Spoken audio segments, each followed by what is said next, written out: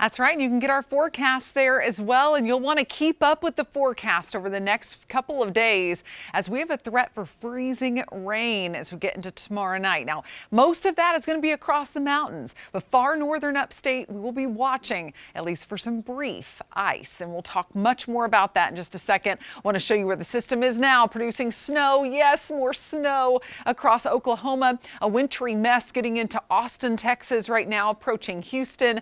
Luckily, Houston's going to avoid as big of a winter storm this round, but still going to see incredibly cold temperatures. We're going to see a winter storm mainly again in the mountains, but far northern upstate, that's where we could get some brief light ice accumulations. Notice around Spartanburg and Cherokee County, not included in the winter storm watch, but there could be an advisory issued tomorrow night because of the fact that the farther north you are in the upstate, the better your chance of at least seeing some brief freezing rain. Where you see the light pinks, that's where we're expecting at least a little bit of freezing rain to mix with rain.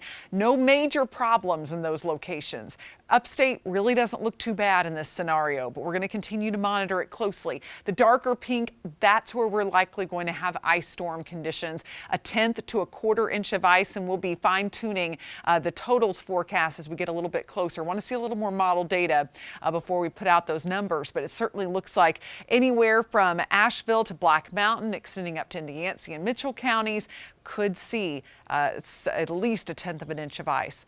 30 in Rutherfordton right now. We're in the 20s and 30s across the upstate. It has gotten cold fast, and 21 for Asheville and Hendersonville tonight. Upper 20s expected, so not going to fall too much more than it is now, with a little bit less wind than we've had all day today. Low 20s expected across the mountains. And then throughout the day tomorrow, temperatures should warm into the 40s. That's going to help matters, getting well above freezing before that precipitation begins to approach. Clouds will get in here late afternoon.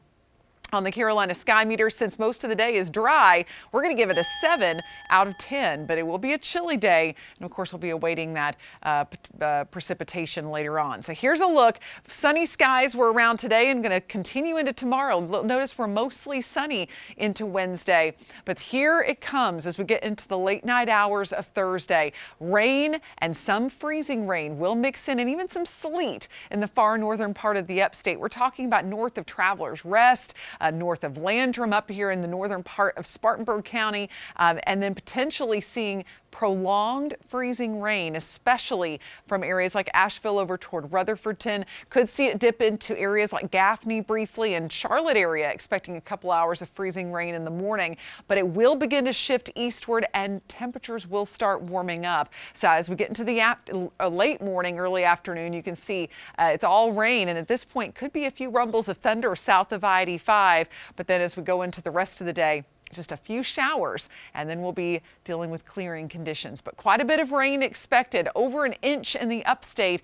And as for ice, the totals really confined up into western North Carolina. But you can see some of that tries to cross over into areas like Cherokee County, where we could see some very light accumulations for a time very early on